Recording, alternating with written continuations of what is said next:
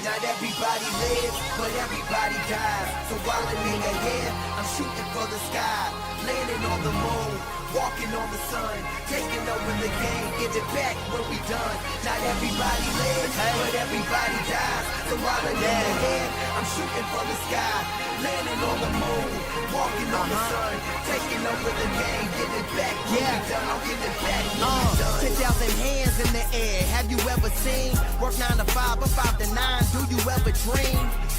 They in the red, but my stalk is green.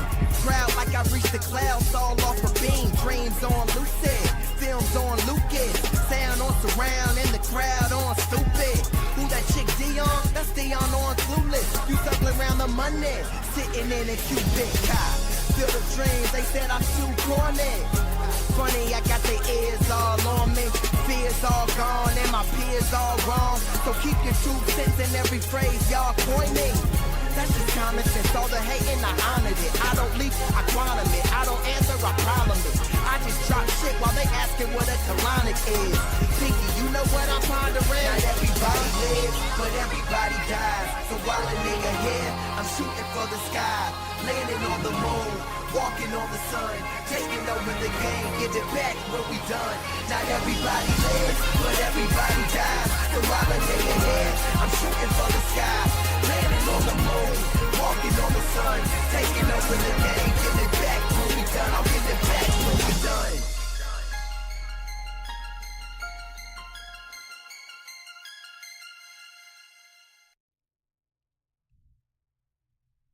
What's up, CFO gang? It's your boy Jay Tuck. Real Cowboys fans, stand up, man. Salute to everybody in the chat, y'all. Salute to everybody in the chat. I'm going to keep it a buck, man. And, you know, I told y'all yesterday, I've been working on some things. I've been practicing all day. Y'all see, we got the chat back. You know what I'm saying? I got the chat back. I got the phone lines up. You know what I'm saying? We are moving in the right direction. And I didn't run multiple streams today. We are streaming where we are supposed to be streaming. Salute to my dog, Skywalker Steel. I called Skywalker last night like, yo, bro, what is going on? Because Sky is real tech savvy. And he was like, honestly, bro, I did not know. So he gave me the phone number to contact the streaming platform. And I almost had to pull a Karen. I'm like, listen, y'all messing up my live show. What is going on? They was able to get me a new patch to my software, had to clear a few bugs, and now we are live and lit. But when I was getting ready to go live, I was looking in the chat. And I saw my guy T-Jack, I saw Nova, I saw T Nudgden, I saw Sadiq, I saw Sean, I saw Los, I saw everybody already going crazy in the chat. I was like, Tuck, are you live right now already? Nah, that was CFO gang getting ready for today's show. And I know a lot of people are saying, yo, Tuck, thought you said you were going to the movies today, so you would not be live streaming. Oh, I still am. Oh, I'm still going to the movies. Movies don't start till 7 o'clock, so I got some time to go see Ballerina tonight for the special opening because I am an AMC Stubs member. I'm telling y'all, if you're a movie head like me, y'all, you got to get that pass because I go to 4 or 5 movies a week. You know what I'm saying? So it's just what I do, man. Salute to everybody out in the chat. You know, we're going to talk about a few things. Nothing too crazy. We're going to talk about Matt Eberflus because there were some comments from Osa Odighizuwa, also Maris Leofau. So we'll dive deep into the defensive staff in upcoming weeks. I didn't really want to break him all the way down, but there's a lot of quality nuggets that I think that when it comes to Matty E, I think a lot of Cowboys fans should be excited, and I think the players are excited, and I'm excited about that as well because I think our defense drastically needs to take a leap and turn the corner. Last year was all right. They played well at the back end of the season, but earlier on when we needed them, they was nowhere to be found. So hopefully that is not the case. I hope this defense gets off to a fast start, and I think that Matty E is definitely going to help that. So that's right. I got that fire stick, Sean. I got the fire stick too. You know what I'm saying? I got the fire stick, but there's nothing like going to the movie theater, smelling the popcorn. Now, I got to stay off the popcorn and slushies. Like, I got this thing, right? Ever since I was a kid, every time I go to the movies, I got to get a popcorn and a slushie. It's just, you know. So I'm like, bro, you're going to the movies 3 to 4 times a week. You can't be having popcorn and slushies, you know what I'm saying, every 3 to 4 times a week, bro. You know what I'm saying? So I got to pick my battles. So I probably won't have popcorn and a slushie. I don't know. You know what I'm saying? When I went to go see, where did I go see last? So I went and saw Final Destination. Where did I see? Mission Impossible. Where did I went to go see something else. I've been in some movies I forgot, right? I was like, Karate Kid. I was like, I went to go see Karate Kid Legends. I was like, all right, Tuck, I don't need popcorn and slushie. I'm cool. And probably like 15 minutes before the movie started, I was like, nah, I gotta go get popcorn. I gotta get my popcorn and slushie. Fire intro. Appreciate that, man. So a lot of people ask me like, yo, Tuck, that song in your intro, like, who is that? Where'd you get that from, man? And that song, y'all, let's just talk, you know what I'm saying? Because I told you guys we're not going to do our improv lives anymore on the phone, right? We're going to kind of do it in the studio. But that is my guy, XV, man. Salute to XV. XV is from my hometown, Wichita, Kansas, and he kind of came up in the same era that I came up. And if you kind of know rap, like, he was big during the blog era. Like, he's had commercials during the Super Bowl. You know, he's rapped in with DJ Enough, had songs with, you know, Kendrick Lamar, J. Cole, Wiz Khalifa, like the list goes on and on. So good friend of mine. And when it came to that song, you know, I remember clear as day, and I told you guys the story, no need to deep dive in it, but I was going through a real bad time in my life. I felt like giving up. You know what I'm saying? I really felt like giving up. Shit just wasn't working, right? And I remember I was sitting in my car just contemplating, like, what is next, right? And X, he dropped this video from When We're Done. That's the song that I'm playing, right? And in that video, like, they were traveling to Vegas and stuff. They was jumping out of planes, like him and his boy. Like, they were just having a blast living life. And when I watched that video, something told me, yo, Tuck, your story's not over. You know what I'm saying? Your story's not over. You still have a lot of life to live. You know what I'm saying? So when I started seeing that video, it kind of broke down in tears, and something just motivated me and snapped me out of that trance, that funk I was in, right? So the other day, I was in the gym, and I was just on the treadmill and kind of just, you know, just doing my normal, have my music on shuffle because I really don't mess with my music when I'm working out. And that song just came in, and it almost broke me down to tears, to be honest with you guys, because I thought, Tuck, look at where you were when this video dropped to where you are today. You know, beautiful kids. Today's my son's birthday. Happy birthday, Cameron the King. So my son just turned 18 today. Doesn't want to hang out with dad, of course. Okay, whatever. Son just turned 18. You know, kids are doing their thing. My daughter's overseas touring the world right now in the Philippines, living her life. My youngest son, J. Tuck Jr., will play from him. You know, wife's doing good. You know, so things are going well. I'm happy with my career. I'm doing content. I get to click a button and talk to thousands of Cowboys fans a day. So I'm truly blessed. And it's like, look at where you are today and where you would have missed out on if you would have gave up, man. So I reached out to Donovan, and I was like, yo, bro, I just got to thank you again. You know, that song just told me to keep fighting. You know what I'm saying? As I don't know if you meant it, you know, but that song told me not to give up, to keep fighting. And look where I am today just because of that song. So I'll be honored to be able to use that song as my intro. And he said, no problem, dog. You got it. So I made that video, chopped up the intro, and the rest is history. You know what I'm saying? So that's where I got that song. But check out my dog XV. I'm telling you, like, if there's anyone that can just, like, you can just rap their ass off, still to this day, he can just rap his ass off. You know what I'm saying? He was just always one of those ones, and he made incredible, timeless music, man. But I want to talk about a few things, and there was an article posted today, or it might have been yesterday, right? And it was talking about Osa Odighizuwa, right? We all know Osa now is a made man. It's so crazy how time flies with these players. Like, I just remember getting Osa, in the draft. I remember he did a shout out for this channel. It was kind of an unknown. And now Osa is a paid man in Dallas. And when it comes to Osa, y'all, he is like a silent superstar. You know what I'm saying? Because if you watch Osa, he does a lot of big things. It just doesn't get publicized a lot. Like, he's been on Kay Adams' show. He's been on numerous podcasts. He's been to Miami Fashion Week. You know what I'm saying? Osa does some pretty dope stuff, but it just doesn't get all glitz and glamour because he kind of flies under the radar, right? Defensive tackle. But Osa is a guy. He is going to be very important to this Matt Eberflus defense. And, Osa had said some things, and a lot of people said it was a shot, right? It was a shot at Zim.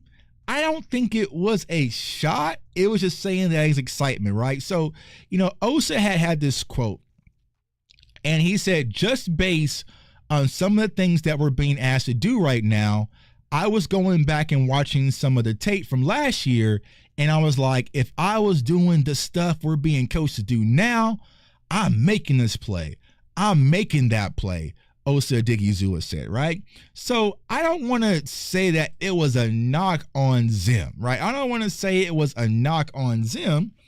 Sometimes coaches come in, new philosophies, new techniques, and you might say, well, damn, if I would have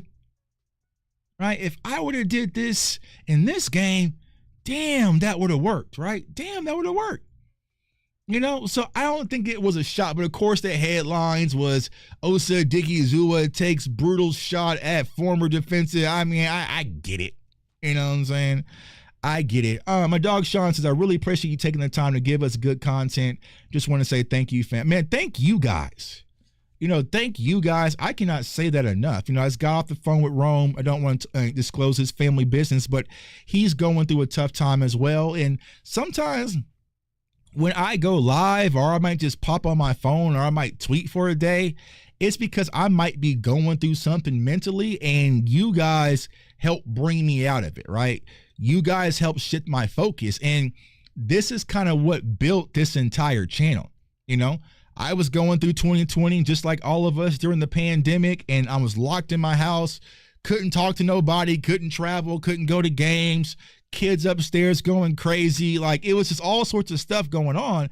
And football gives me peace, but that was kind of taken away from me. So I was able to start this channel, and I had the opportunity to talk to tons and tons of Cowboys fans. And it's funny, I was talking about Sky earlier, and Rome had asked me this today. He was like, yo, bro, when you came in as a content creator, who was the content creator that really stamped you, that gave you your push? And honestly, it was Sky, right? But I wasn't a content creator yet.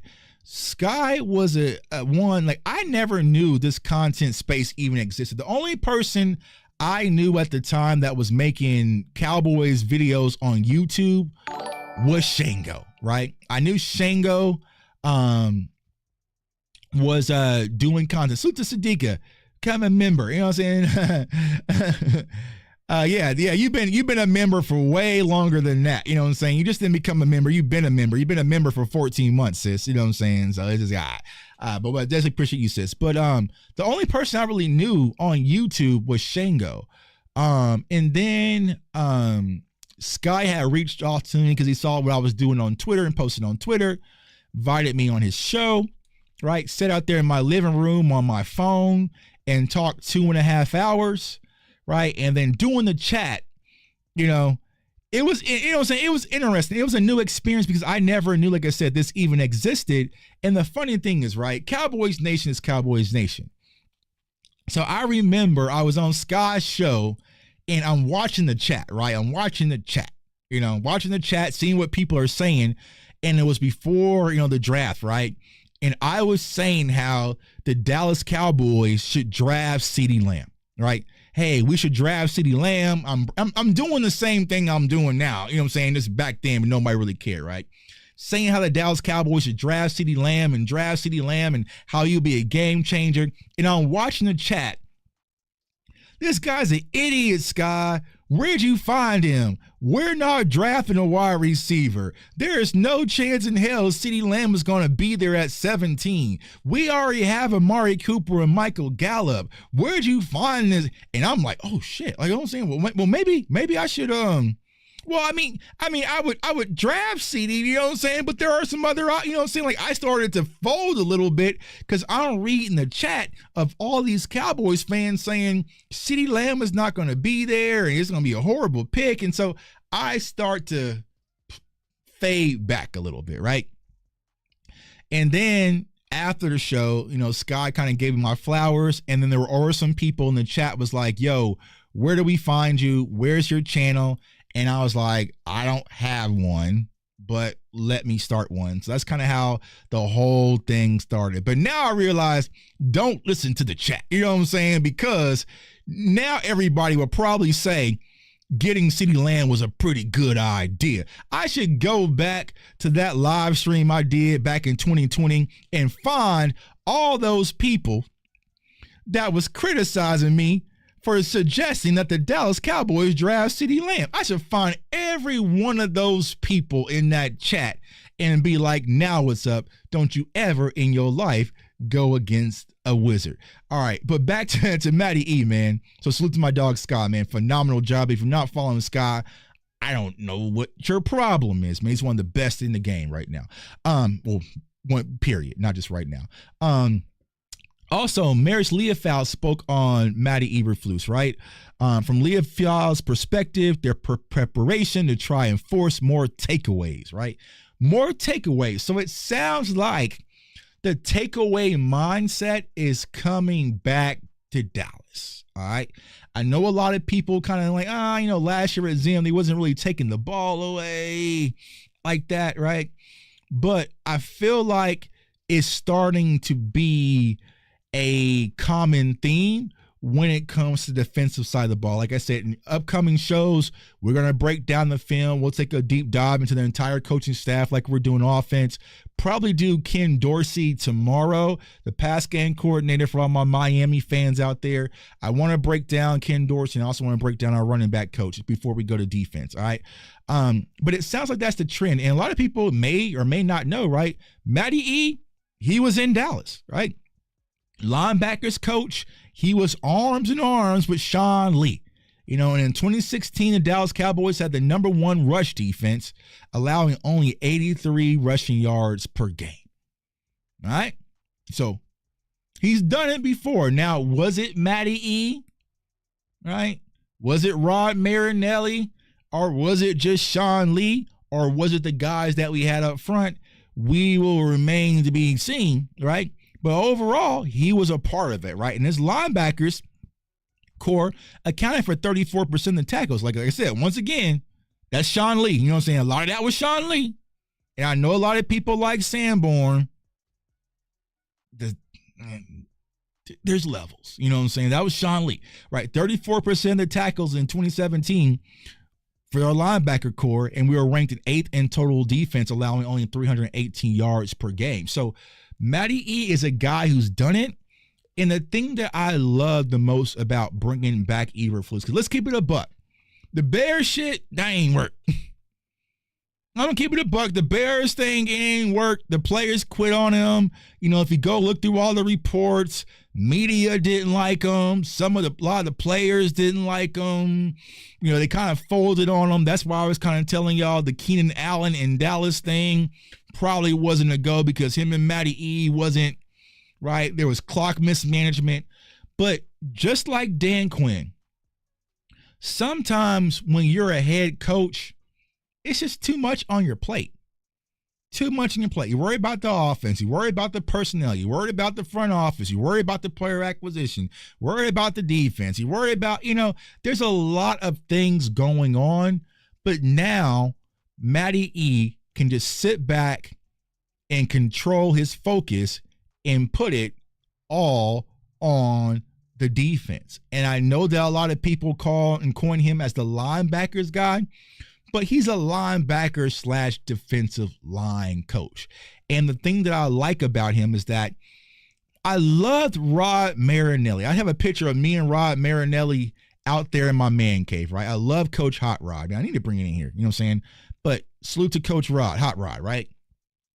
The one thing I will tell you guys about Rod Marinelli, he is going to get the max out of his players, right? If you had 65% potential, Rod Marinelli was going to get that 65% potential out of you, right? DeMarcus Lawrence, I know is not supposed to say D-Law's name anymore, right? But Rod Marinelli created a dog in DeMarcus Lawrence. That's why no matter what, rain, sleet, or snow, regardless of his Super Bowl comments, right?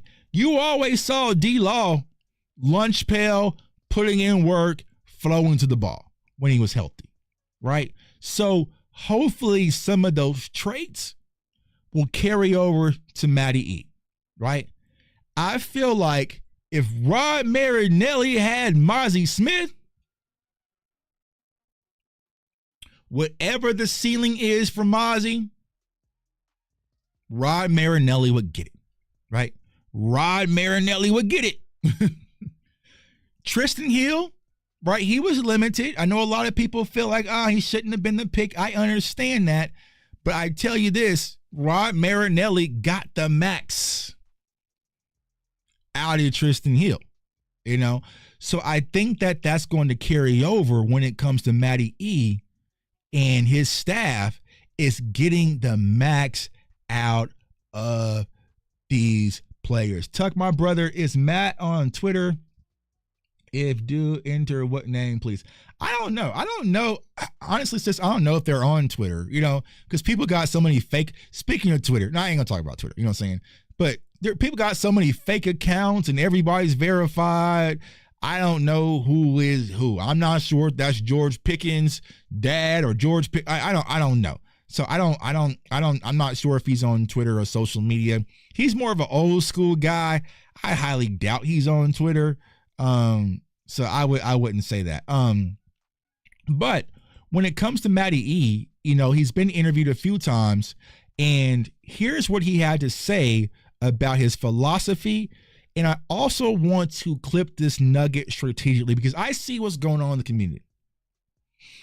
And it sucks, right? It's very, it's all spam now on Twitter. I don't know who's who, you know what I'm saying? There's literally people on TikTok create a whole Rome account for my dog Rome and we're just posting his videos. You see what I'm saying? But what I'm seeing, he's on Black Planet, you know what I'm saying? He's on AOL, you know what I'm saying? Y'all ain't probably know what Black Planet was, and y'all don't know what, you know what I'm saying, AOL. Black Planet was the original Twitter. You know what I'm saying? Black Planet was the original Twitter. Y'all remember y'all was to ask ASL? All my old school cats, my original online social media cats know what ASL means. You know what I'm saying? Let me know. Let me know. Amp. I ain't gonna air my dog Amp out. He knows what ASL means. I know damn sure Angry knows what ASL means. We used to ask that soon as we got in the chat, ASL.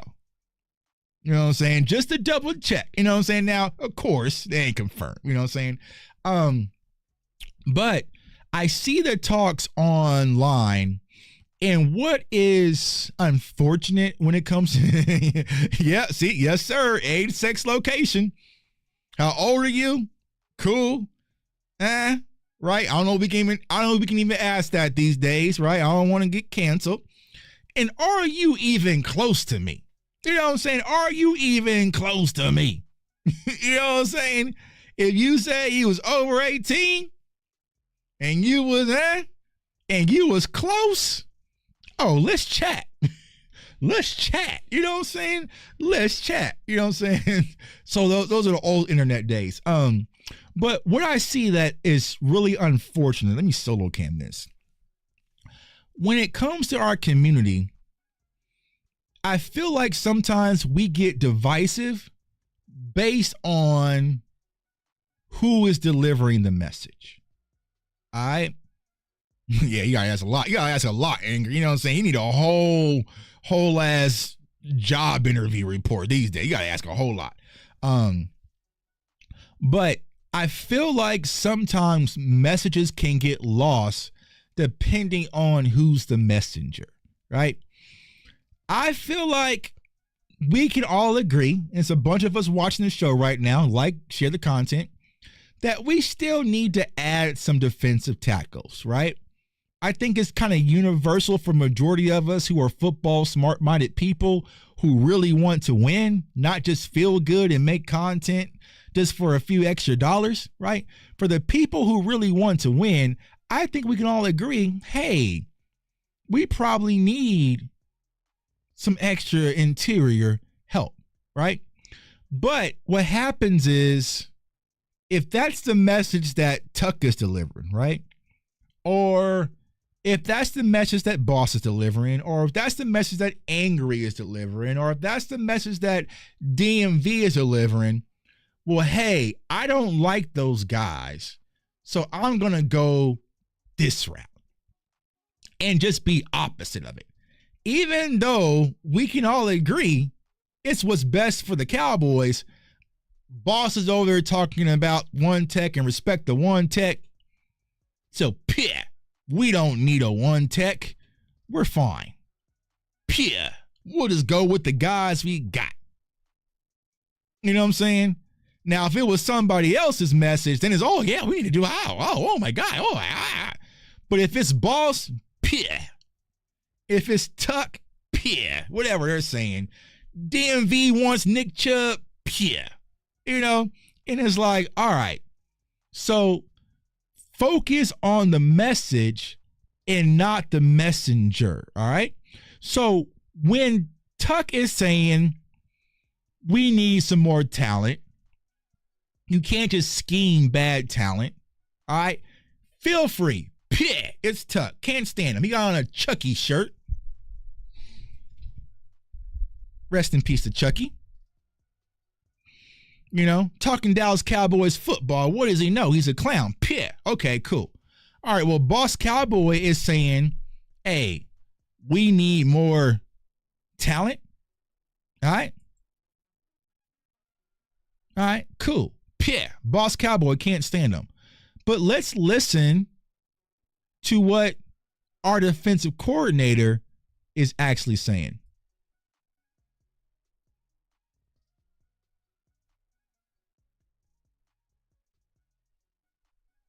I think. Go ahead and play. Why are you not playing? You're not going to play for me, dog? Hold on. Why are you not going to play for me, dog? Hold on.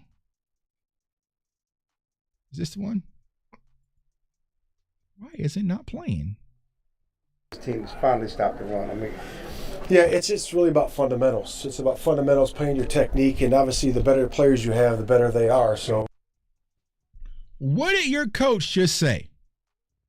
What did your defensive coordinator just say? I gotta put it in subtitles or something. What did your defensive? I don't care what Tuck said. You don't like Tuck. You don't like me. Chucky's shirt. Right? I don't like Boss. He's always being negative. I don't like DMV. I don't like Angry. Right? What is your defensive coordinator saying? I mean, yeah, it's really about fundamentals. It's about fundamentals, playing your technique, and obviously the better players you have, the better they are. So, the better players you have, the better they are. Right? That's your defensive coordinator. It's not Jay Tuck saying it. I'm actually gonna put my mic down here. I ain't saying nothing. It's important to have that too, but it's about guys being in the right spot and being where they're supposed to be. You know, with the demeanor, that they need to have. So, we've had some good run defenses in the past here. When I was back with Marinelli, I know we had a few years where we were really good. So we're excited about getting that back. Is it more about the scheme, or is it about the type of personnel that you need? It's both. It's always both. Is it more about the scheme, or is it about the personnel? He says it's both. You can run the same scheme with really good players and it works really well, and run the same scheme with other guys and it's not as good. But this is a player's game. This is a player's game. It's a player's game. It's a player's game. So the talent level does matter. The talent level. Come on, y'all. Come on, y'all. I don't like J Tuck. I don't like. They're asking for one text, right? They're asking for more talent. They're being. So the talent level does matter. The talent level does matter. It does matter. So there's nothing wrong for little old me to say, hey, my defensive coordinator said he wants more talent. He'll take all the talent he can get. Let's give him some more talent. I don't think it's wrong. Oh, yeah. But I do believe we can be where we're supposed to be and have really good fundamentals to really help enhance the run game. You brought up Marinella's scheme, and I know you have Mike on the edge, but how important is having a difference maker in the middle, a defensive tackler? They're asking about having a difference maker in the middle. Got Micah on the edge, right? But how important is it having a difference maker in the middle? In the middle to make this thing go. Yeah, to have pieces along the line, I think is very important. Pieces, plural, not a piece, right? Not a piece, pieces, plural. And the more you have, the better. The more you have, the better. The more you have, the better. This is not me saying this. This is our defensive coordinator. And the more you have, the better. And you can see that with a couple people in our division. It's important that you have that. You can see that with a couple people in our division. Who they talking about? The team we play opening night. The more dominant players, you can't just look and see, and more dominant players. Pick on a certain guy in terms. Can't just pick on a certain guy. In the run or the pass protection. So it's good to have at least two guys, maybe three guys opposite each other. Come on, y'all. Come on, y'all. That's not me. That was not J Tuck AI. That is your defensive coordinator saying talent matters, also fundamentals and technique, right? But you can never have enough guys, right? That is your defensive coordinator saying you can never have enough, right? So the message, if we're saying respect the one tech, is not because we hate Mozzie or we think Mozzie's a bust or we're out on Mozzie, right? Or I think Jay Toye can't get it done, right? Or Justin Rogers, right? I am saying, let's go get some more. Let's go get some more. Our coach says you can never have enough. All right, well, let's give our coach an abundance of talent and let him really cook. Why should we stop? Why should we stop when your coach is saying talent matters, fundamentals matters, you can never have enough? Look at what they're doing in our division, right? Look at what they're doing. Look at what they're doing in Philly. All right, let's keep it above. Look at what they're doing in Philly, right? He is asking for that. So as content creators, as Cowboys fans, such as yourselves watching this right now, so to everybody that cares about winning, right? Who really cares about winning a 6th championship, right? Who really cares, who really bleeds it. Don't you want to use your platforms? Don't you want to use your Twitters, your Facebooks, your Reddits, your TikToks and say, hey, let's get our coach some more of what he's asking for? Now, I'll let y'all know. If y'all say, hey, Tuck, that's a negative. You know what I'm saying? We don't like that. Our coach is saying that he needs more. We don't like you trying to help him get more. Then I will shut up and I'll go to the movies. I'll go to the movies right now. I'll cut this stream off and go to the movies right now, right? But do y'all view this as a negative that Cowboys fans are voicing their voices to get what we need to win? You know what I'm saying? You know what I'm saying? Is that a negative for saying, hey, okay, we got a brand new defensive coordinator. He's being asked, how does he stop the run? He says that he likes depth. He says that he likes talent, right? All right. Well, Tuck, you have a platform, damn near over 100,000 people combined. Why don't you use that to try to help get your coach it? That's not a negative. This is my dog Rome, CFT in the building, right? Not a negative. It's using what we've built, the voices that we have, to get our coach what he's saying he needs in order to help our team succeed. Just rhymed. Bar God, right? Using the platform and the voices that we had to get our coaches what they are saying, what they need in order to succeed.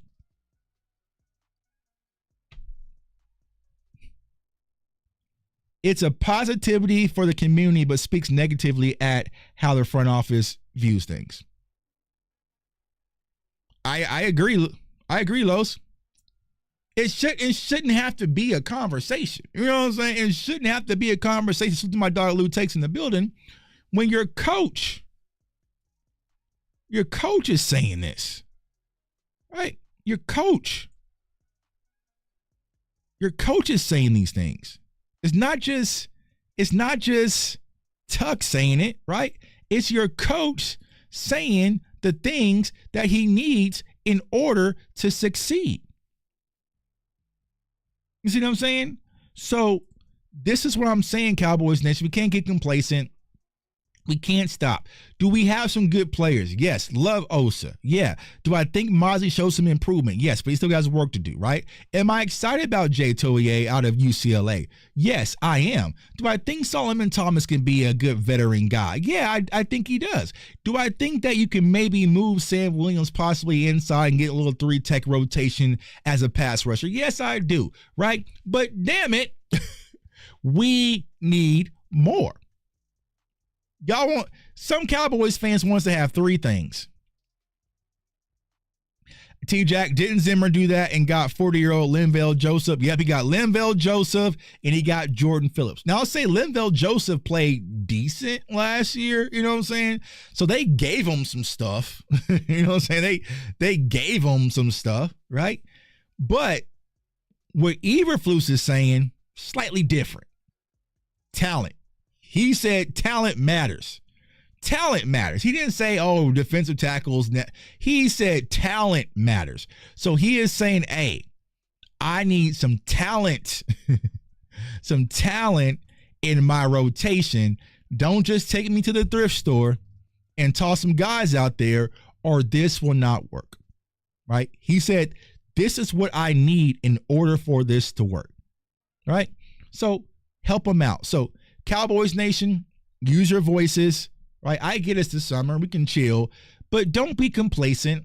Don't sit back in this feeling like we're done, right? We have a lot of work to do before we get to championship contention. When was this interview? This interview was pre-draft, right? It was pre-draft. So yeah. So load him up. Load him up. Right? Go get him some talent. Talent matters, right? Scheme is important. I agree. Scheme is important, but you can't out-scheme bad talent. You can't scheme up bad talent. Sometimes you can do it depending on your opponents, but when you get in the thick of things, as Lou and others are saying in winter, you can't out-scheme with lack of talent, right? So go get Matt Eberflus what he needs to succeed. Like I said, we'll dive into his scheme, his philosophy, you know, things he does with the linebackers, you know, what he does, especially with the secondary. We'll talk about the secondary coach. We'll get into all that. But I saw so many people was like, all these, this is how they'll say Tuck Boss, Lou, Angry, Rome, DMV, whenever y'all hear these content creators,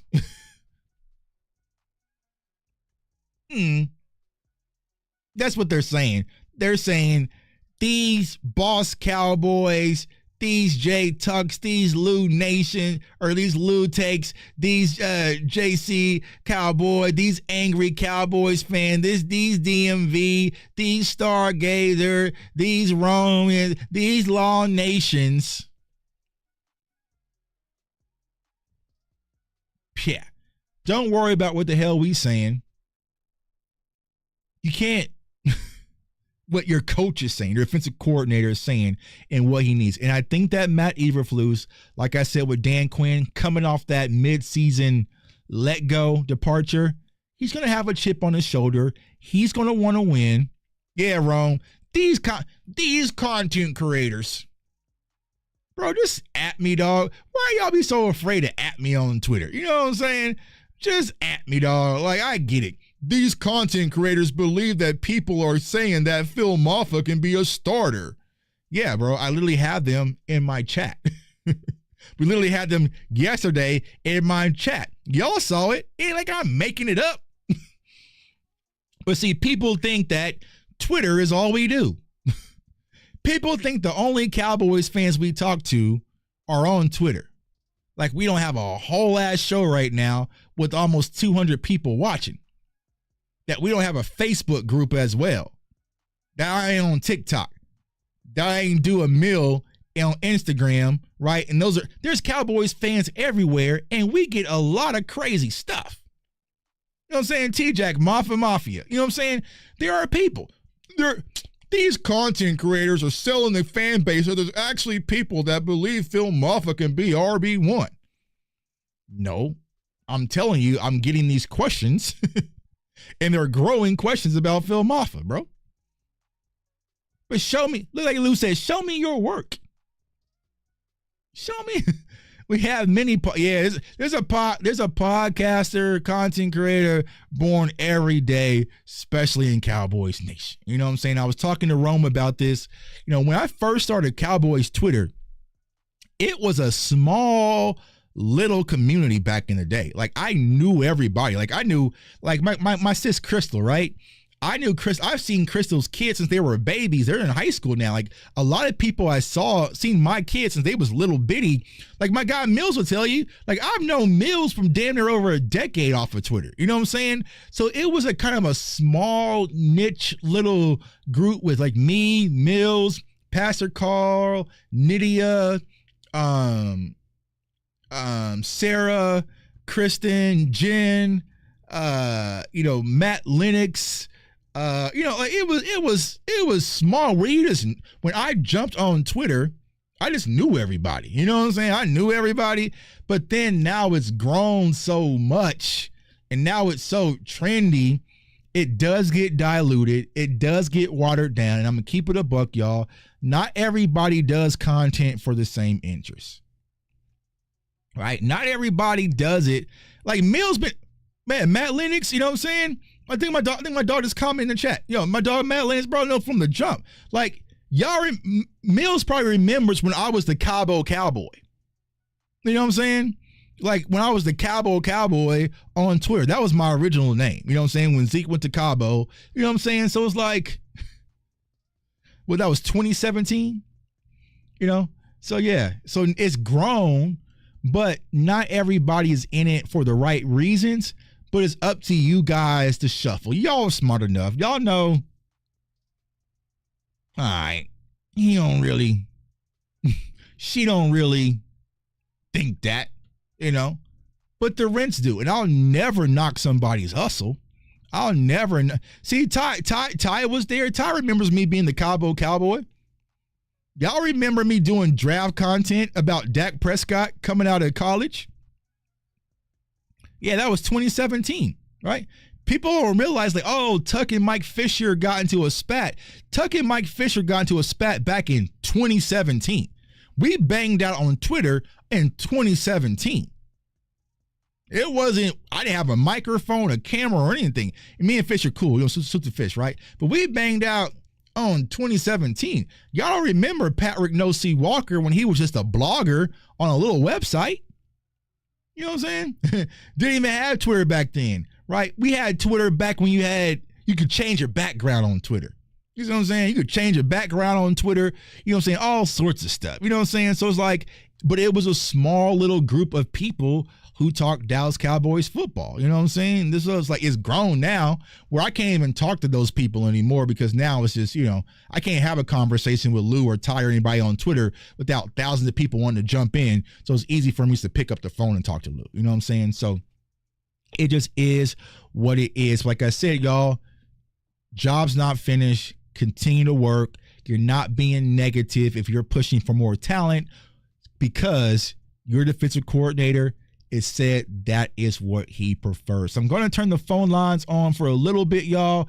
Go ahead and give me a call, and we're going to talk. So there's so many people that was texting me like, oh, Tuck, I didn't know you was going to have the phone lines on. I didn't know. I missed the show. Turn it back on. I wanted to call. You locked it. So I'm going to give y'all about 20, 25 minutes. We'll wrap out. Like I said, I got to get to the movies and get to see Ballerina, you know what I'm saying? John Wick, you know what I'm saying? Team Weapons, you got to go out there and John Wick some shit, you know what I'm saying? So go ahead, give me a call, 530-399-4100, access code 506-9493, and hit pound. And just want to talk to Cowboys Nation. Salute to my dog, Amped in the building. And like I said, for you guys, signing up to be, let me actually lock this. All participants are on hold. For my guys and girls who are looking to become members, I'm uploading, I'll probably have it done tomorrow, all new emojis for the members, creating the website, new merch, all sorts of stuff. Because like I said, y'all probably don't want to see, y'all don't want to see these emojis anymore. You know what I'm saying? Y'all don't want to see these emojis, these Big Mike emojis in the chat anymore, man, because y'all hate my dog, Big Mike. All right, so we got some callers coming in. Like I said, hit the line. We'll stay live for about 25 minutes. And we'll get up out of here real quick. All right.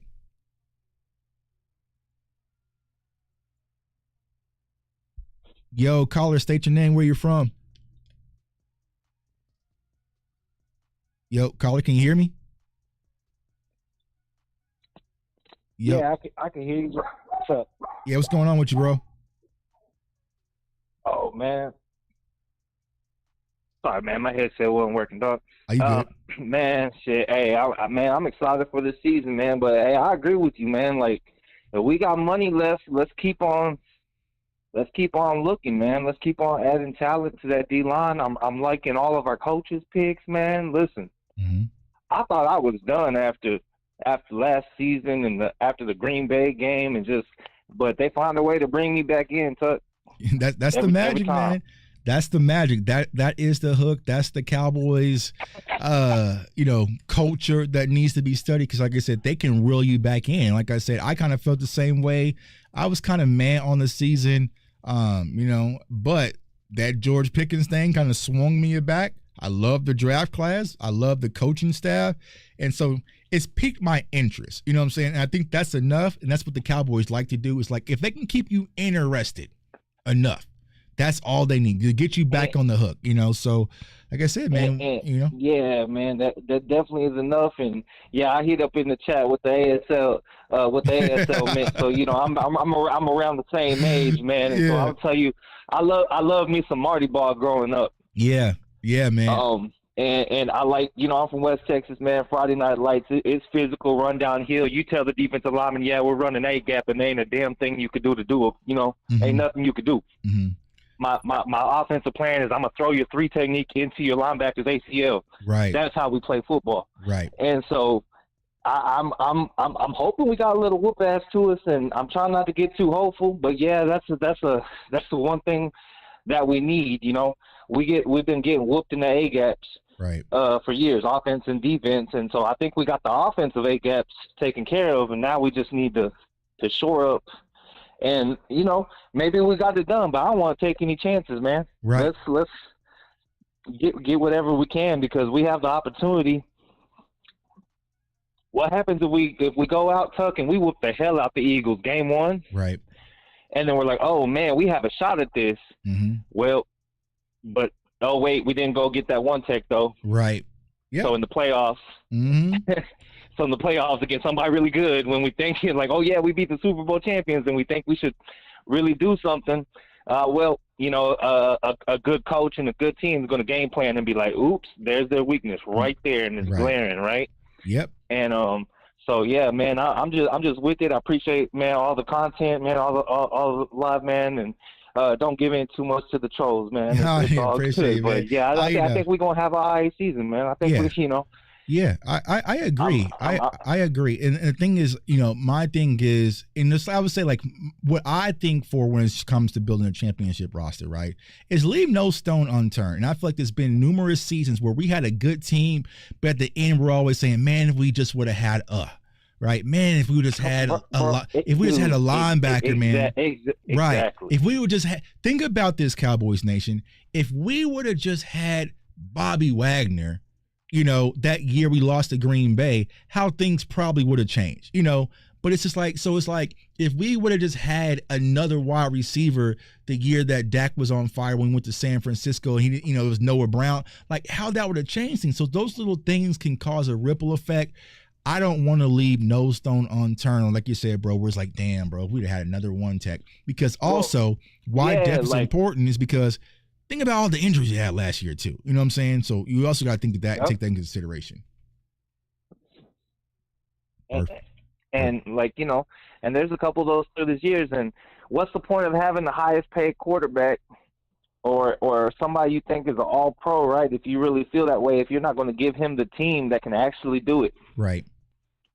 Facts. You know, and you know, because I feel like you take a couple Cowboys fans, you know, get a couple drinks, put us in a barbershop. We can tell you exactly where we're weak. We can tell you, you know, we can tell you we can tell you the safety on the practice squad damn near. You know what I mean? Like we know everybody top to bottom, but you know, it's about the front office going to do it. But I will say I've been hard on them on the draft, as I should have been. They've been whiffing, but I think they killed it this year. Yep. So I mean, you know, it was. The only stripe I had versus the draft was them not getting a wide receiver, and they turned around and did it. So after that, I was like, all right, cool. You know what I'm saying? Slap an A+, or I think I gave them an A overall. But at first, I was like, y'all completely ignored wide receiver, but I didn't know they were cooking up to make a trade. So after they did that, yeah, I think we got an interesting draft class, and I think I like our draft class a whole lot more, honestly, than I liked last year. So we'll see how it all works out, my dog. 100%. Now we'll see how it goes, man. Like Drake said, man, hey, I got high hopes for you. We gonna see. We gonna see. Exactly. All right, man. Have a good one. All right, bro. Appreciate you. Later. Yep, exactly, y'all. It's just, you know, let's leave no stone unturned. We have platforms, we have voices, and let's talk about it, right? Because once again, it's shoot the messenger, but people don't want to focus on the message, right?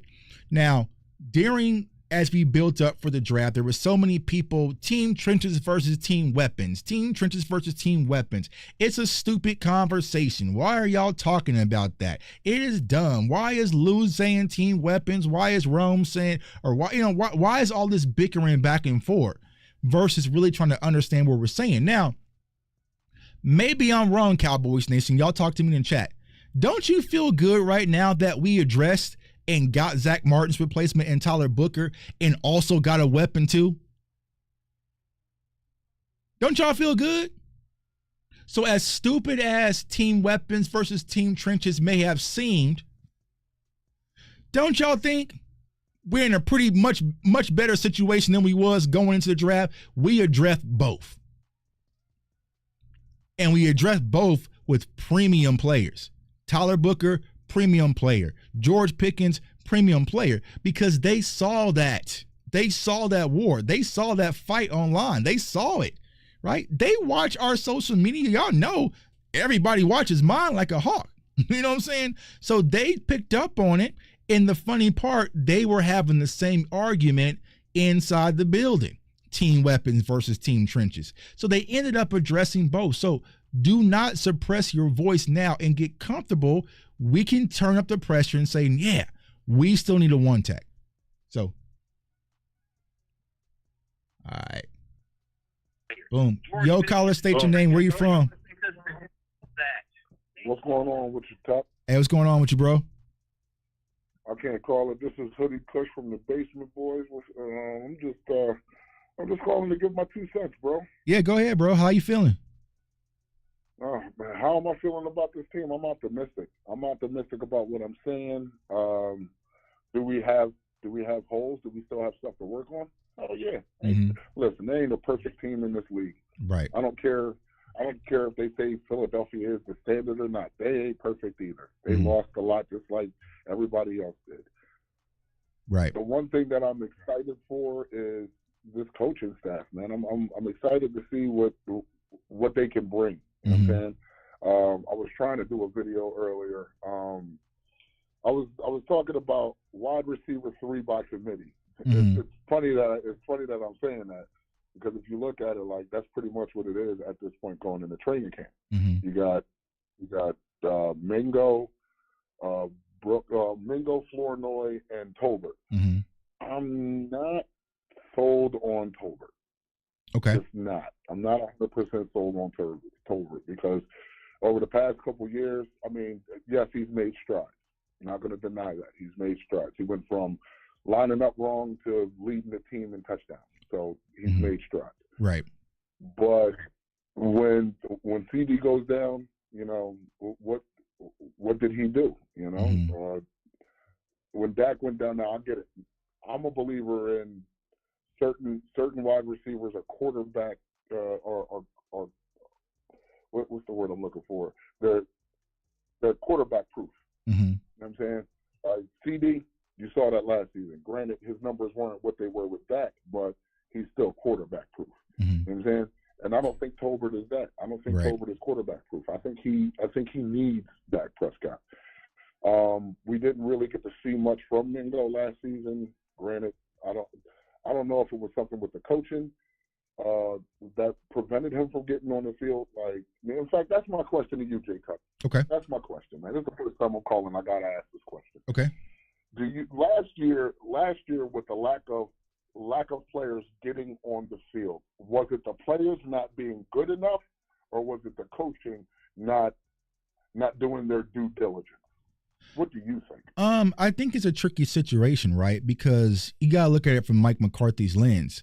He was trying to win games because he was fighting for his job, right? So he didn't have the opportunity to really try to experiment with some of these younger guys, right? So that kind of goes back to what I was talking about a few shows ago about, you know, him benching Tyler Guyton. Like, he didn't, like, even though it would have made more sense for the future of the Dallas Cowboys. Your quarterback in Dak Prescott is out.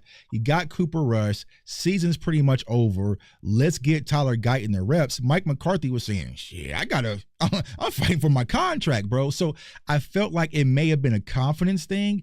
And when it comes to Mingo, you got to think about he didn't go through a full camp. You know, I just don't think the trust was there to risk it at that time. I feel like if Mingo would have had a full camp like he'll have this year, from someone who scouted them both, Mingo's upside is far superior than what Jalen Tolbert's could be, right?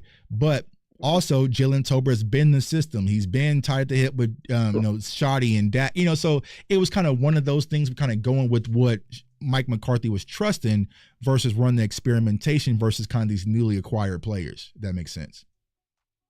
That makes more sense than you know, my man. It definitely makes more sense. You know, I mean, I kind of mirror that sentiment. I mean, because it's not just the Mingo thing.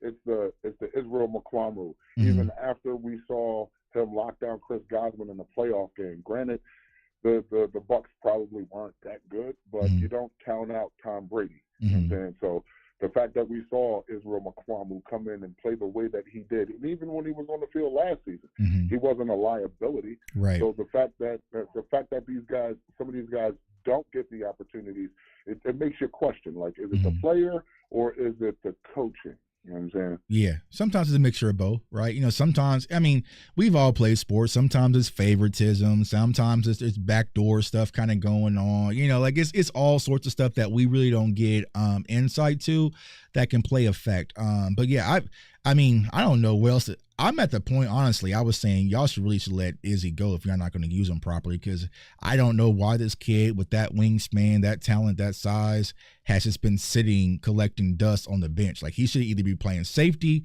or he should be playing corner, especially when everybody went down. So we'll see how it happens with Izzy, but he's definitely a guy who I loved out of South Carolina. He gets the opportunity, makes the most out of it, then you don't see him again, so hopefully that'll change. Heard that. Well, it was a good call. Just wanted to call in and give my 2 cents, man. Hoodie Kush again from the Basement Boys, man. Check me out, and yeah, we'll go from there. All right, bro. Yeah, hit me. Them Cowboys, let's keep it rolling. All right, bro. Yeah, hit me, bro. Let me know, man. I'll definitely subscribe to your channel and your podcast and check y'all out, man. So appreciate it. I got you, bro. I appreciate you. All right. Have a good one. You too. All right. Yeah, man. Izzy needs some more opportunity, especially right now. There should be a whole lot of Izzy playing, but we shall see. All right. Let's see here. All right, bro. Yeah. All right. Call and state your name. Where you from? San Diego, California. Yeah, what's going on? Kelly in the building. What's going on with you, bro? Not a lot. Just want to tell you, appreciate the show. Yeah, no problem, man. Appreciate y'all, man. I appreciate y'all for rocking with me. You know, I'm starting to become the old veteran. You know, I came in the game same year as CD, so now I'm kind of a veteran in the locker room, man. But I definitely appreciate Cowboys Nation, man, and it's been a huge blessing, to be able to talk to a lot of fans such as yourself every day on a day-to-day basis. Yeah, definitely. It's good seeing a actual Cowboys fan that's not going to sit here and badmouth them like the rest of them do. We choke. Hey, win or lose, we're still the Cowboys. We're still America's team. Right. Yeah, absolutely. And, and I think that's where people can kind of get it misconstrued, right? Is that, sometimes people are critical. Sometimes people are negative, but you have to really know that person's intent, right? Because some people will coin me as the negative Cowboys fan, but you'll see me at every game. You see what I'm saying? So it's like I'm negative because I don't like that feeling of walking out the building of losing. So I want better, if that makes sense, right? So it's like you really have to understand who you're following and who is actually delivering the information. There are some people, no matter what, if Dak has a good game, he's trash, right? And they're going to continue to spew that into the community. I always feel like I'm a person, I've been around these players, got the opportunity to cover them, call it right down the line. Right down the line. If you're playing good, you're playing good. If you're playing bad, hey, we need to improve. It's just simple because I know they're doing that inside the locker room, and these players understand. They know when they had that bad game. So, I just think that sometimes you guys know who you're following, because some people do have ill intent and they'll shit on the team no matter what, rain, sleet, or snow. People say, oh, Tuck, you're just a front office hater. But when they got George Pickens, shit, I was, that was a good ass move. I was, I was on the moon. So it's like, you don't have to be team hate or team love. You can still be in the middle and still enjoy it and be a Cowboys fan. Exactly. Especially with the Dak thing. I like how everybody talks shit on Dak. When he just second MVP runner up right there, right. But he's still trash. Everybody wants to hate. Right. But he's putting up more numbers than most others. Facts. But yep. And as far as the coaching, I think Shoddy's going to do good. Mm-hmm. I think he's been around enough teams. He's been Seattle. He was down in Florida. I just got a good feeling with him. I think it's going to be. I think we'll get the Lombardi this year. Right. Yeah, I'm excited. I know a lot of people think that I'm out on the Shoddy thing, and I'm not out on Shoddy as a coach. I just keep saying, hey, it might take some time, and let's see. I just feel like that. But I like Shoddy. I've kind of been around him when I was at camp.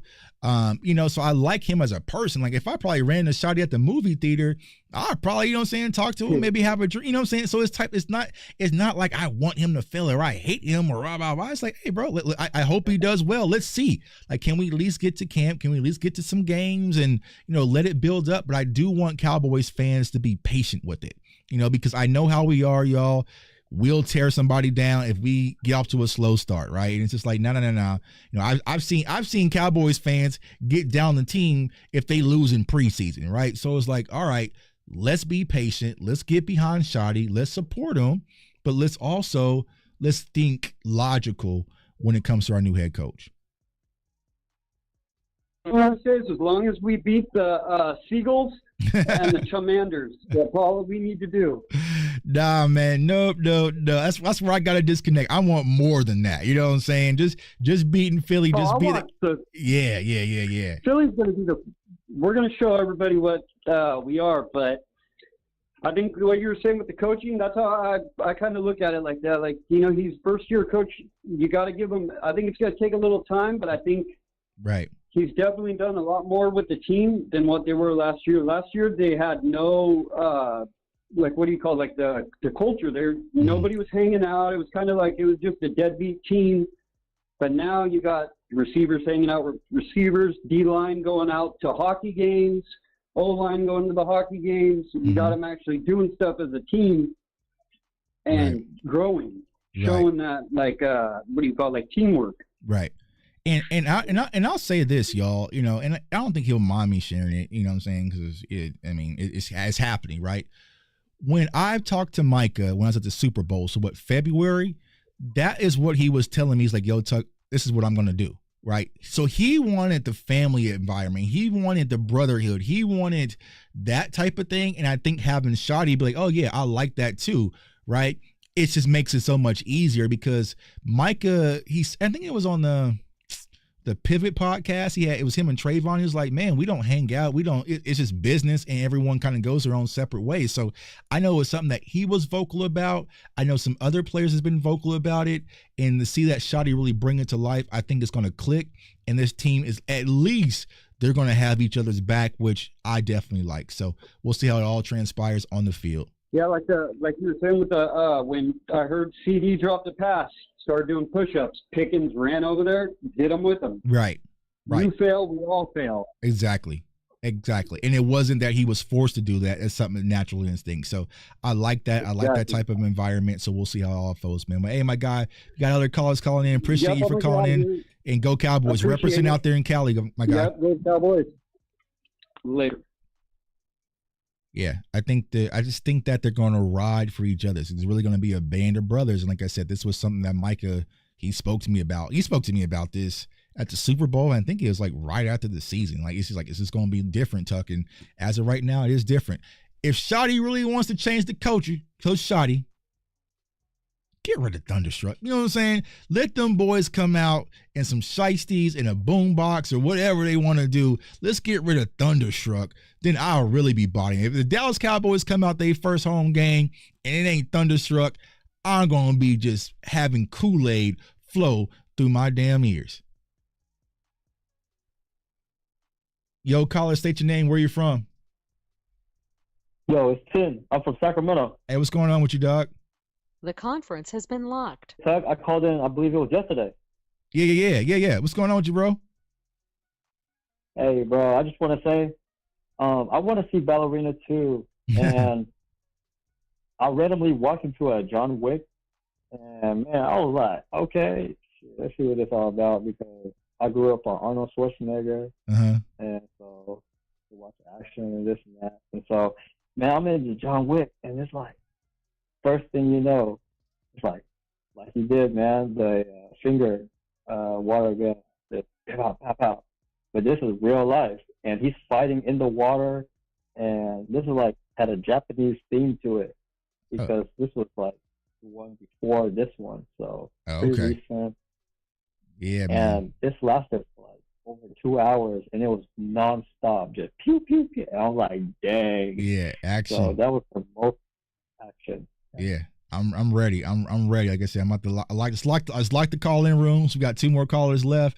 But yeah, I'm ready to see it, man, because I love me a good action movie. And like I said, man, just being at the movies is something I enjoy, man. I thought about starting a movie channel, doing some movie reviews, but it's like, I don't know, man. I get all these ideas in the off season because it's no football stuff. But I know, bro, as soon as football picks up, it's going to be crazy, man. So overall, before I let you go, dog, I know you talked about yesterday, man.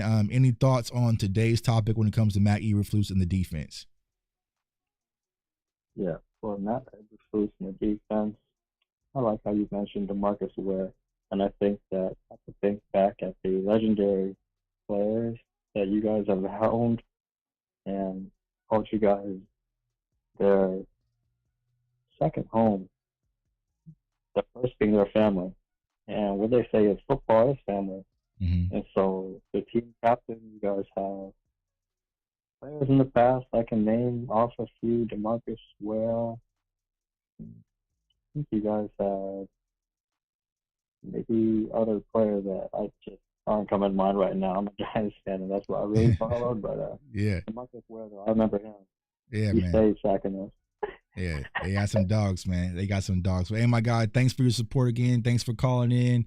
And, yeah, man, let's go enjoy some movies. Like I said, it's something I enjoy to do. So, yeah, appreciate you, my guy. All righty. All right. All right, we got one more caller. I think I know who this one is. I got him already programmed in the system.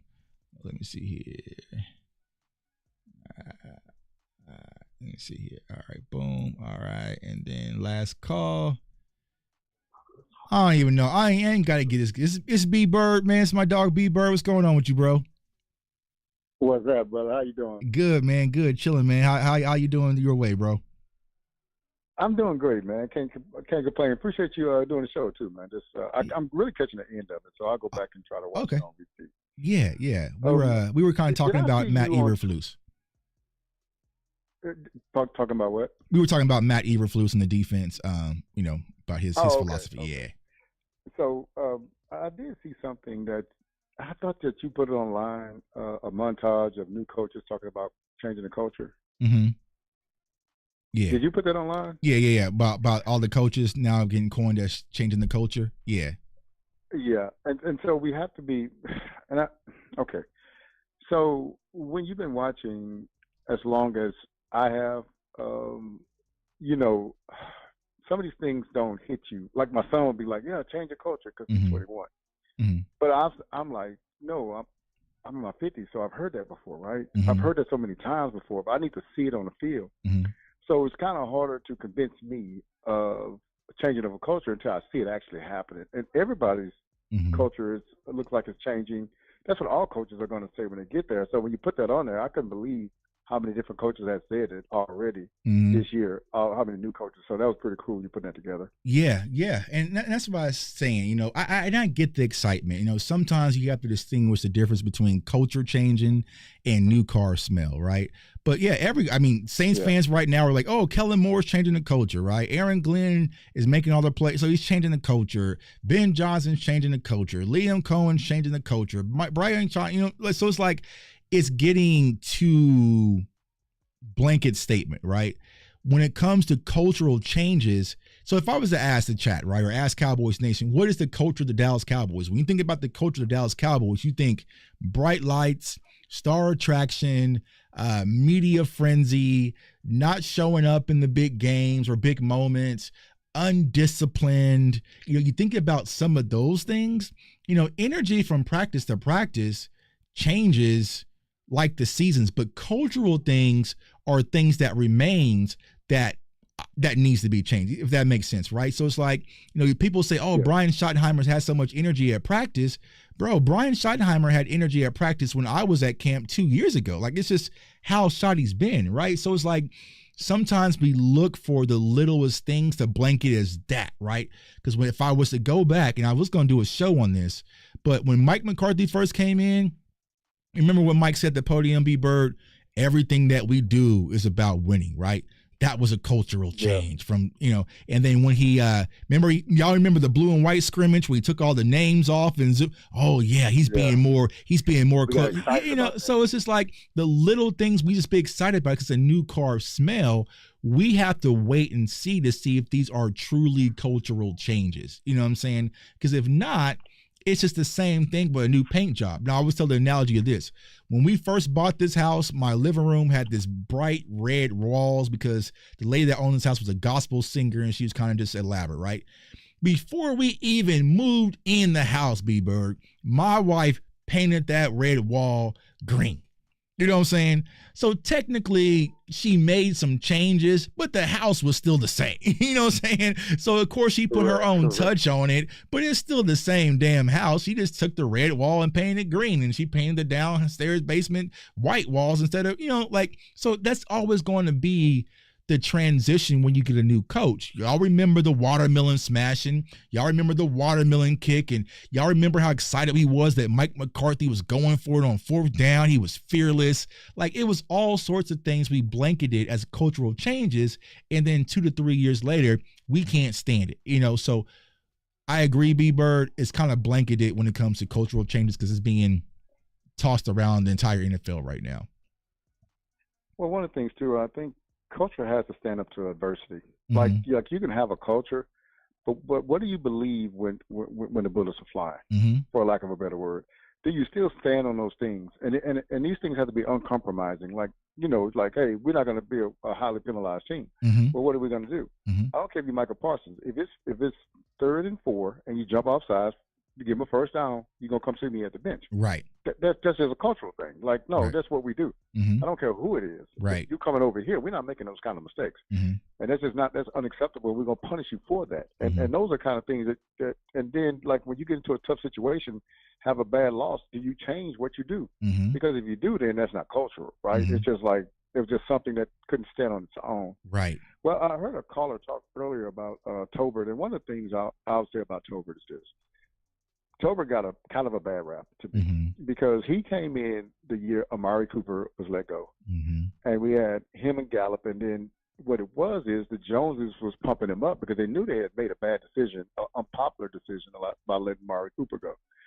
Oh yeah, but we signed Gallup. We signed Cooper. We signed Cooper. We wouldn't have Gallup. Mm-hmm. But then they started pumping up Tolbert. Oh yeah, he's a great wide receiver. He's working at the backyard, and they out there. They got a great company. So they raised the level of expectations for this guy that came out of South Alabama, man. Not Alabama, South Alabama. Mm-hmm. And so then when he comes in and he doesn't do anything, now we're looking at him crazy. Like, okay, but these guys said all these things. He's working with Dak hand in hand, knowing the playbook and all that kind of stuff. And we just thought you was going to step in and do. And this is what most fans did. I didn't think that because you're 3rd round pick from South Alabama. You're not going to dominate the league, right. Or something like that. But I think they gave him a lot of high expectations. And then last year, he's a number 2. Mm-hmm. Tolbert's not a number 2 wide receiver, man. He's a number 3. So if you put him back at the number 3 wide receiver and get some of the production you got out of him last year, you'd probably be more satisfied than the number 2. He never should have been there. Right. Think about this, Big Bird. And I've said this, right, because you guys know I scouted Tolbert heavily coming out of South Alabama. He came into the Dallas Cowboys with bigger expectations than CeeDee Lamb, which sounds crazy. Yeah, absolutely. Because CeeDee Lamb could just, he could be wide receiver 3, learn from Gallup, learn from Cooper, just kind of learn the ropes, right? But when it came to Jalen Tolbert, they marked him as the Amari Cooper replacement for a kid who's only been playing football since he was 17 years old. So they put him in an unfair situation. And I'll say this, not just Tolbert, but they do this often. They even did it last year to Tyler Guyton. You moved on from Tyron Smith, right? Love him or hate him because of the injuries, but he had a great career.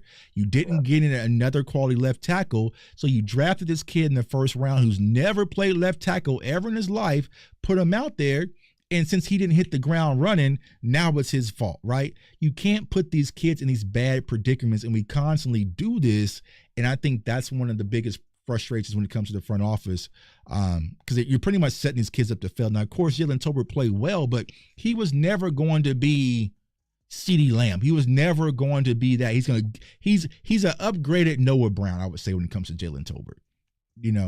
And that's his role. So you said something earlier about not leaving a stone unturned, and I think the Joneses do something that's kind of. I want to try to say this right so you can get it. They take chances. How somebody might go sign a free agent and a GM might sign a free agent. So may take a chance, give that guy a lot of money. Mm-hmm. Where they're risking, hey, I'm risking my job. I'm beside this guy. Mm-hmm. The Joneses take risk another way. They'll go out there with a subpar player and try to get by with them. Mm-hmm. That's the risk they take. Mm-hmm. And it's interesting that because what they do is other GMs say, hey, man, we got to leave no stone unturned, man. We got to go find a one tech. Mm-hmm. This is what a regular GM would do. Hey, man, we got to find a one tech. Well, suppose Monty come through. Well, if Monty come through, then we got a great rotation. Right. But if not, then we got somebody that can play that position. Mm-hmm. Whereas the Cowboys saying, no, it's his third year. We're just going to go to camp and see how it plays off. Then we're going to – other GMs don't really have time for that, man. Mm-hmm. I don't have time to be waiting for that. I need to get this thing solidified. If he comes through, then we got 2 good guys here, man. Mm-hmm. But if he doesn't come through, we might have 0 good guys. Right. And so they just take some chances on the roster that I just wouldn't take as right. a GM. But, I've often said this, the reason why we've been in this 30-year drought or 29-year drought is because we don't have a GM that's GMing for his job. Right. And when you're going against guys that are GMing for the job in Washington and Philadelphia and San Francisco, they know, hey, if I don't do anything in 5 years, I'm gone. Right. They have a desperation that makes them go get people. We have this thing where we just sit back and chill. Mm-hmm. And one thing I want to say this one thing, man. I don't understand why we don't, and it goes in the same vein. Like last year, we didn't insure our roster. And when I say insure, I think like going to get Gilmore while he was available last year, mm-hmm. Then that way you don't have to rush back Diggs. And then if Diggs do come back and you got Bland and Diggs, now you got Gilmore too. Mm-hmm. Now you got 3 good guys. And so that's just an insurance thing, right? Now if somebody gets hurt, which they did, now you still got 2 good corners. Right. And you know what I'm saying? So I don't understand why they don't insure their roster. I think other teams do that, mm-hmm. but we don't, man. I just want to yeah. You're smart. Let me say this one thing. I want you to comment. Oh, go ahead. Go ahead. Well, I'm going to get off, but I want to ask you a question because I've been contemplating this, and I asked a few content creators this.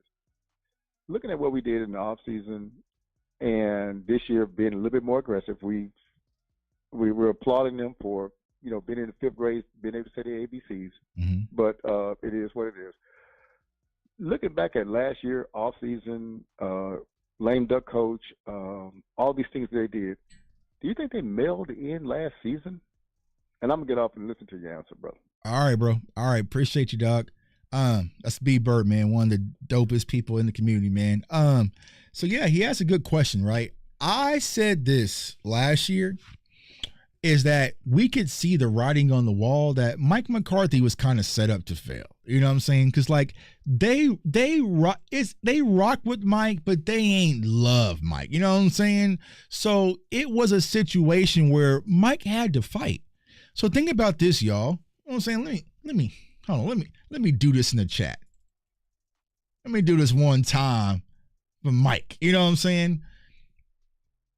If Mike is in a prove-it year, okay, and he has to prove his value as the coach of the Dallas Cowboys, even after going 12-5, 12-5, 12-5, 12-5, right? It's his opportunity to prove his value, and he says, you know what? Rico is my guy for the job. I can get my guy for the job. I can get it done with him. There shouldn't have been no pushback when it comes to Zeke. You see what I'm saying? So Mike McCarthy had to deal with all these different things being forced upon him, right? So it's like, all right, why did he have to do this with his hands tied behind his back? And you heard Jordan Lewis come out and speak about it. You heard Dak even say it. I would like to see what Mike McCarthy could do if he could do things his way. And sadly, nobody asked, what do you mean by that? You know what I'm saying? So it was like they kind of set him up. Okay, let's put him out there, right? Boom, boom, boom. And if he fails, so be it, right? So, I think Mike McCarthy was set up to fail. And answer B. Bird's second question was, I think the Cowboys don't operate in what's the most they can do, right? They operate in what is the most I can get away with, right? That is the Cowboys' philosophy. They don't operate in what's the most I can do to make sure I hit this goal. Their mentality is more like, okay, what is the most I could get away with and still try to hit this goal, right? And this is more of a life quote, versus just a Cowboys quote, because, think about like weight loss, right? If I was to say, if I say, T-Jack, you want to get shredded and you want to lose 30 pounds. I don't know how much you weigh, bro. Let's say you want to lose 30 pounds. And I say, okay, you got to eat chicken breast and broccoli every day. You got to weigh your calories. You got to get 10,000 steps. You got to work out every morning. You got to wake up at 4 a.m. If you do this, your chances of losing 30 pounds in 90 days would be 97%. So there are some people saying, okay, I'm going to do the most. And actually, instead of 10,000, I'm going to do 20,000 steps, right?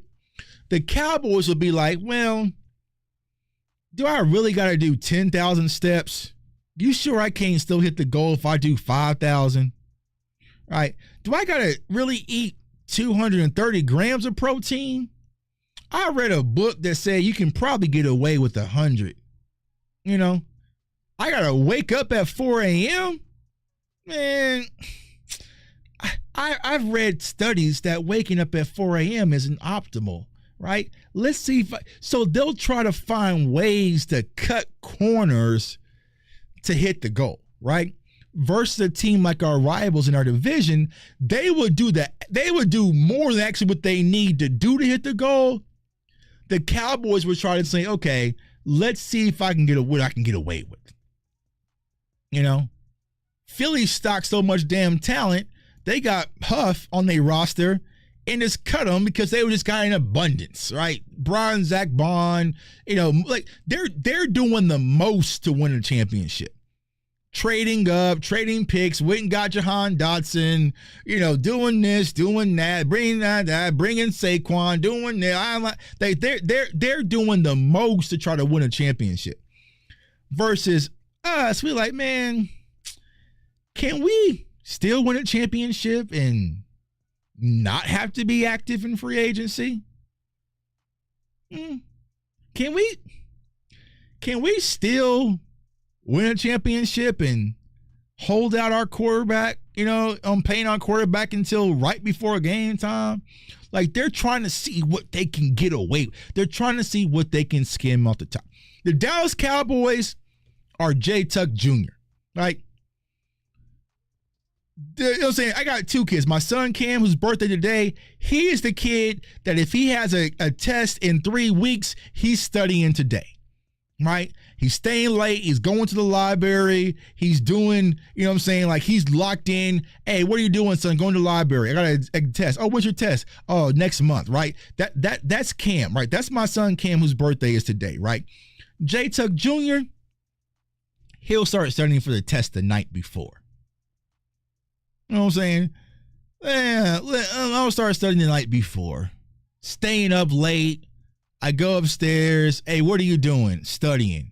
Bro, it's like 2 a.m, bro. Like, get ready for school. Cramming his notes. So he's trying to see how much he can get away with and still pass the test. Versus my son Cam, he's locked in doing every little thing, study groups, tutors, buying stuff off of, eBay, getting all the study material, right? So it really kind of comes down to just a difference in philosophies. And you would think for an organization that really hasn't won things in 30 years, why not dummy proof it? Why not dummy proof it where you have an abundance of talent that is just so astronomical, it's almost fail proof. You see what I'm saying? So, but we'll see. Like I said, overall, I'm excited about this draft class. Also excited about this coaching staff, right? But we have to sit back and see not only when the pads come on, but when the lights come on. So he's your boy J Tuck. Comment, like, subscribe. Appreciate y'all rocking with me. I might have some big news. It's still kind of pending.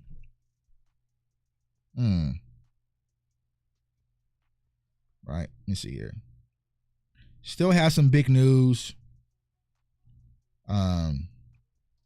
Yeah, so it might be some major news next week, right? It might be some major news next week. We're still working it all out. So I don't want to say it for sure, but it might be a situation where you guys are sitting back watching camp and watching the media and be like, Wait. No, Tuck didn't. No. So you have to stay tuned.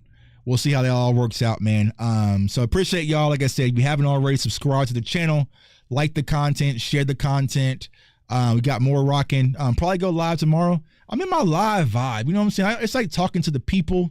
Sometimes when I do those shows, don't break that news yet, T-Jack. It's still, you know what I'm saying? We'll see. But it might be a situation, like I said, where y'all kind of looking back and seeing, hey, I know that ain't Tuck. You know what I'm saying? I know that ain't Tuck. Oh, no. Right. We'll see how it all shakes out, man. But appreciate y'all. Probably go live tomorrow night. Got some other shows lined up next week. NBA playoffs tonight. OKC. Salute to OKC. My brother's a huge Thunders fan. I was born in Oklahoma, so I'm pulling for the Thunder. Hopefully they pull it off and win this championship for the NBA because there is a fan base. I saw someone ask, yo, Tuck, how do we change the culture when it comes to the fan base? That ain't happening. That is a fight I am not dealing with anymore. They got it, bro. You know what I'm saying? They can sit down at games and do all that. I am not fighting with the fan base and try to change the culture with the fan base. That is a win we will not get. So appreciate everyone. About to go to the movie. Subscribe to the channel. Like the content. Members got some stuff for y'all. Building a brand new website. Merch will be dropping soon. And everyone have a good night. I want everyone to stay safe. Stay blessed. Stay encouraged. And go get Matty E some more talent on the defensive line. Peace.